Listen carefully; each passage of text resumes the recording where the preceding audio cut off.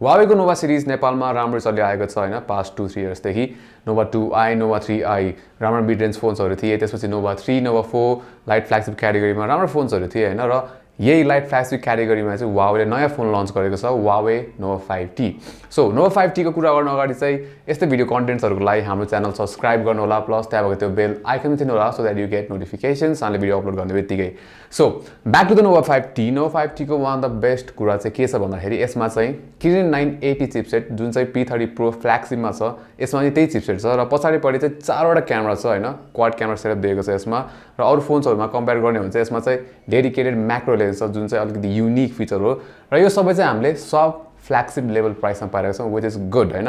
So 2019 मा Nova 5T one of the best light flagship phones हुन सक्छ सक्दैन लेट्स फाइन्ड आउट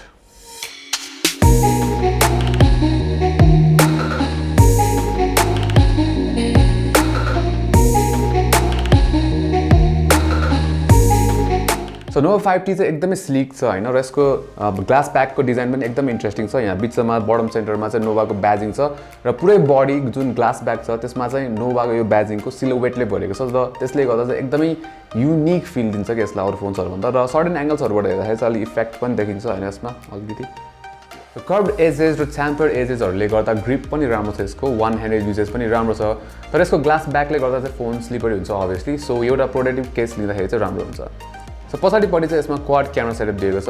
तीनवटा क्यामेरा र फ्ल्यास चाहिँ एउटै ब्लकमा छ र त्यसको साइडमा चाहिँ डेडिकेटेड म्याक्रो लेन्स पनि छ र यो कलरमा चाहिँ फिंगरप्रिन्टहरु खासै देखिन्न यसको अरु भेरिएन्ट स्पेशली ब्ल्याकमा चाहिँ फिंगरप्रिन्ट चाहिँ मजाले देखिन्छ अब राइट साइडमा छ स्लिम शट जसमा दुईटा सिम कार्ड युज गर्न मिल्छ र लेफ्टमा चाहिँ भोल्युम रकर र पावर बटन छ जसले चाहिँ फिंगरप्रिन्ट स्क्यानरको पनि काम गर्छ वेल साइडमा फिंगरप्रिन्ट भएको पनि इट मेक्स सेन्स हैन र युज गर्न पनि सजिलो छ वेल तर लक स्क्रिन मात्र हेर्न चाहिँ अलिकति अप्ठ्यारो हुन्छ यसले so up top secondary microphone proximity sensor र यहाँ स्पिकर ग्रिल जस्तो देखिने ठाउँमा चाहिँ नोटिफिकेसन एलईडी पनि छ र बटममा चाहिँ त्यही USB type C main microphone र डाउनलोड फायरिङ बटम स्पिकर छ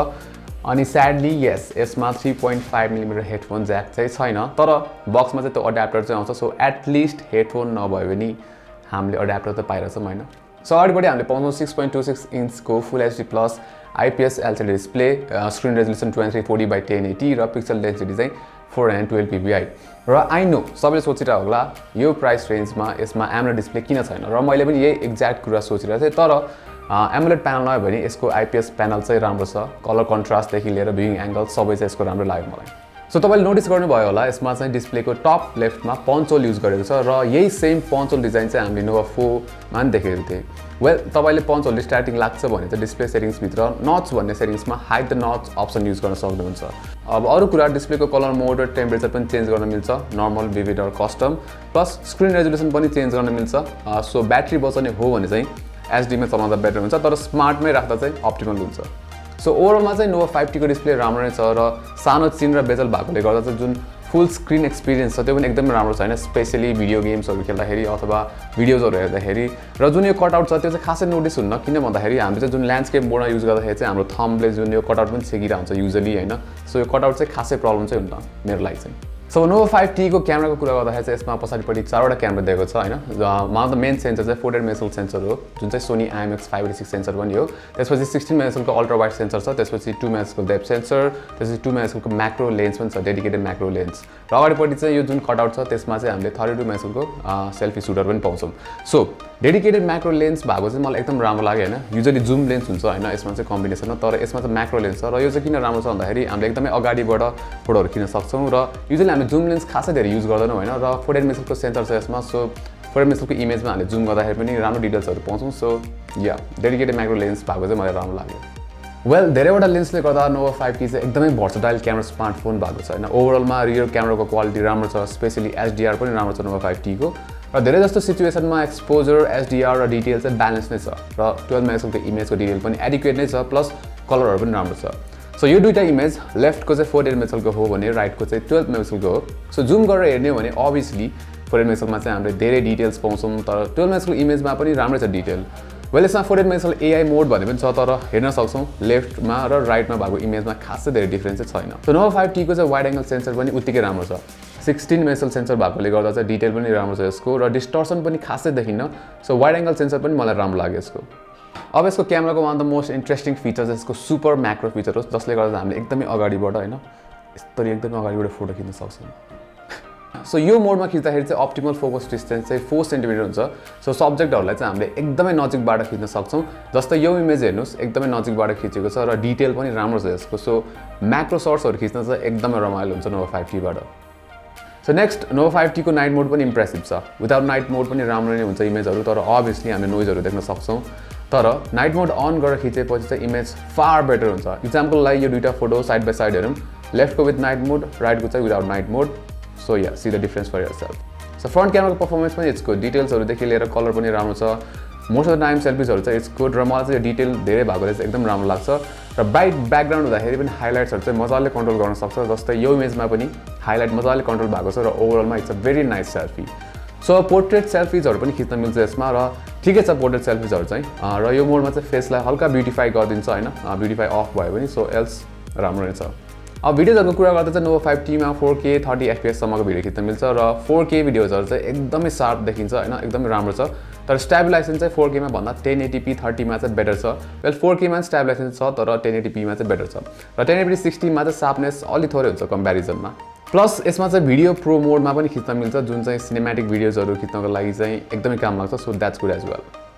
सो Nova 5T मा चाहिँ हामीले Kirin 980 चिपसेट पाउँछौँ र यसमा चाहिँ octa-core CPU, Mali G76 MP10 CPU plus 8GB RAM पाउँछौँ। सो टेक्निकली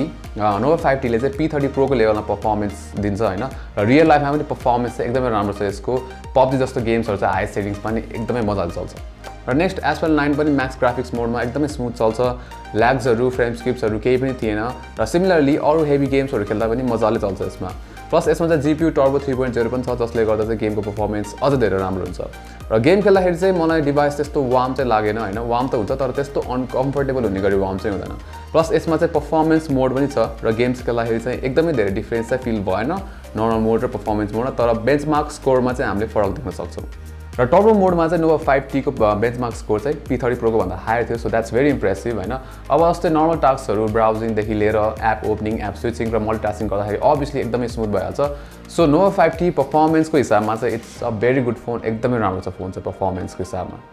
सिंगल स्पिकर भयो भने स्पिकरको क्वालिटी चाहिँ राम्रो छ, साउन्ड लाउड नै छ, हाई एन्ड राम्रो छ, तर यसको लो एन्ड चाहिँ हल्का ल्याकिङ छ। Let's check it out.